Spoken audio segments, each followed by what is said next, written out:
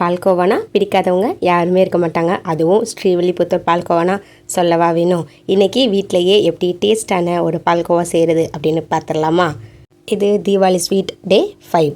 இன்றைக்கி நான் பால்கோவா செய்கிறதுக்கு 3/4 லிட்டர் அளவுக்கு பால் எடுத்துருக்கிறேன்.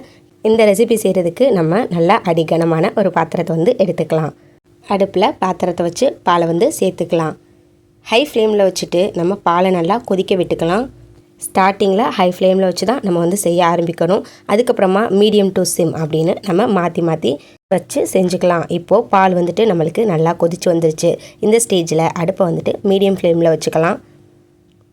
பால் நல்லா கொதிச்சதுக்கப்புறமா சுற்றி ஆடை பிடிக்க ஆரம்பிக்கும். இந்த ஸ்டேஜில் நம்ம கரண்டி வச்சு எல்லா பக்கமும் ஆடையை பிடிக்க விடாமல் சுற்றி எடுத்து விட்டுக்கிட்டே வரலாம்.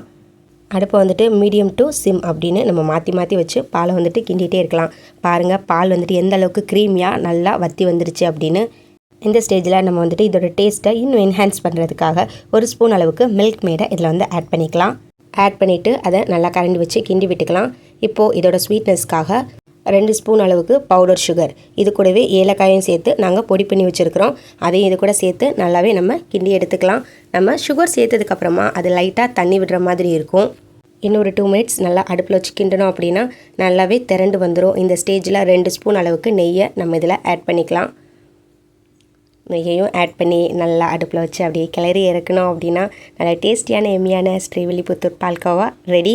இது கொஞ்சம் லாங் ப்ராசஸ் தான். மேக்ஸிமம் ஒரு அரை மணி நேரமாவது ஆகும் நம்ம பால்கோவா செஞ்சு முடிக்கிறதுக்கு. இதை விட ஈஸியாக சட்டுன்னு 10 நிமிஷத்தில் செஞ்சு முடிச்சிடலாம். அதுக்காக நாங்கள் இன்னொரு வீடியோவும் போட்டிருக்கிறோம்.